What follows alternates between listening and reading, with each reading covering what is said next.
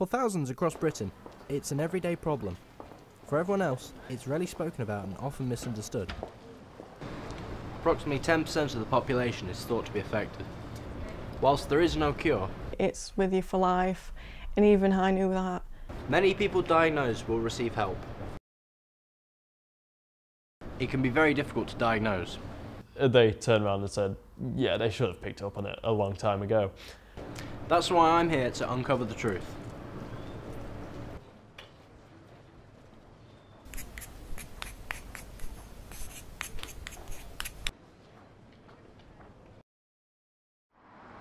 I'm on my way to meet Jay, a 13-year-old boy who suffers from dyslexia. Jay suffers from visual dyslexia, one of the most severe forms of the disability, which affects the process that gets information from the eyes to the brain. This results in poor understanding of visual information. Jay will be starting his GCSEs next year, so I want to find out how dyslexia is affecting him at such a vital stage of his early education. So, at what age were you diagnosed with dyslexia? I was in year 6, so I was about 10. I really struggle with reading and writing. I can't work independently, I always have to have somebody reading to me. Do you think you've improved since you were diagnosed with dyslexia then? No, I think it's got worse, I think. Oh yeah, how so? Everything's like moves about on the page. Yeah. Worse. Okay, so obviously you've got quite a severe case of this, but what would you say to someone who is in your position, who is, you know, maybe they haven't been diagnosed yet? What would you say to them? That just stick with it and be positive about it, because you can't get rid of it, so just stick with it. Positive way of looking at it. Okay, well thanks Jay, that's fantastic. After talking to Jay, it's become clear to me that dyslexia has a huge impact on some people's lives, and maybe not enough is being done to support those who suffer from it. I'm going to visit Lucy, a second-year film and photography student from the University of Lincoln. She has been suffering from dyslexia all of her life. Hi, Hello, how you doing? doing? Thank you. I want to find out how she's dealt with dyslexia throughout her education. How does it affect you? What sort of symptoms do you have? I have trouble with my spelling, I have trouble with my reading, and I also find it hard to get my words out in the correct order when I'm speaking. Okay. So, obviously, you, since the age of 13, you roughly had an idea you had it, but did you ever really think you had a learning disability, or was it kind of a shock? I've sort of always known that I've had a learning disability, and I know that it will continue in the future. I was told that I didn't have dyslexia in primary school, that I was just a bit slow and I'd catch up eventually, so I did have hope of not having dyslexia. But then when I went to secondary school and I was told, I was gutted. So, obviously at school and stuff like that, or this goes for university as well actually, have you ever been in kind of any special classes designed to help you with this sort of stuff? In secondary school, I was put into a class quite early on when I was first diagnosed at 13, and it was great because there was a big group of us and the teacher was really nice, and she gave us sort of confidence that we could, you know, achieve stuff. But then when I started doing my GCSEs, I went into a different class there was 4 of us, and I didn't like the new teacher we had. I felt like very intimidated by them. They would make us do tasks that were for children, which made us feel even worse. It's kind of demeaning Yeah. sort of thing, yeah.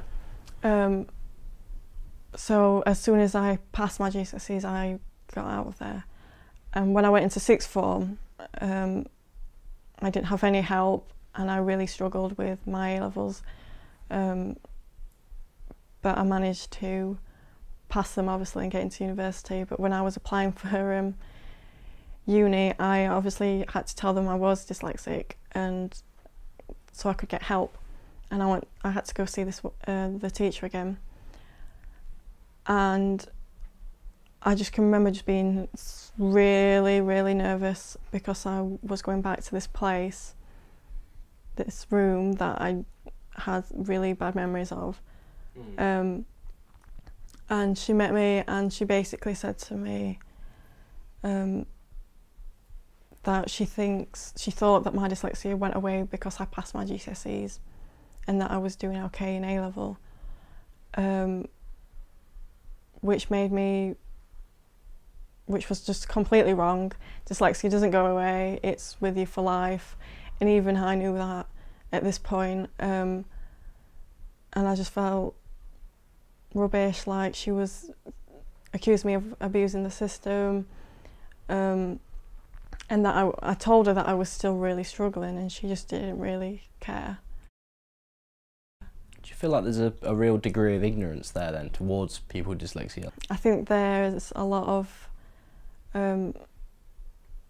misinterpretation, thank you, of dyslexia.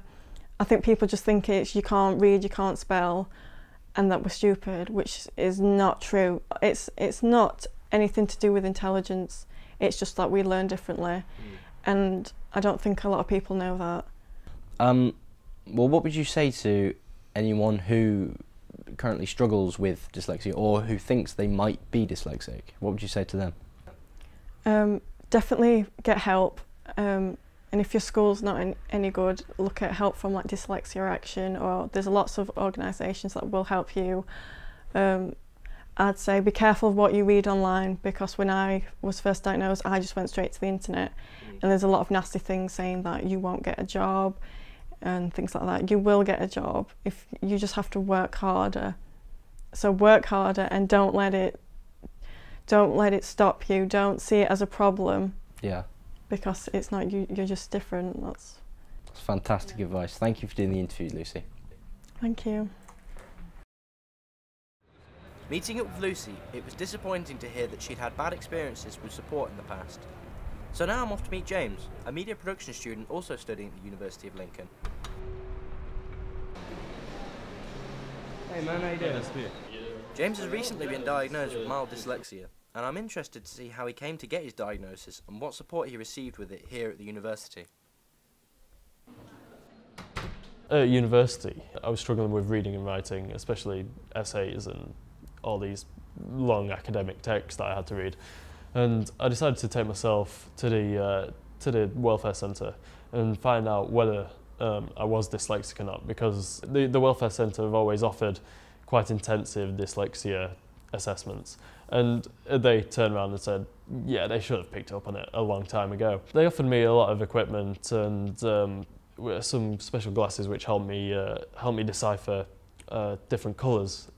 They have a tinted lens so I can read black and white a lot easier. They've also offered me special classes where I can go along and speak to a personal tutor who specialises in dyslexia. Whereas my actual personal tutor at university, they've been told to sort of be a bit more relaxed when I have questions about essays, and they've helped a lot.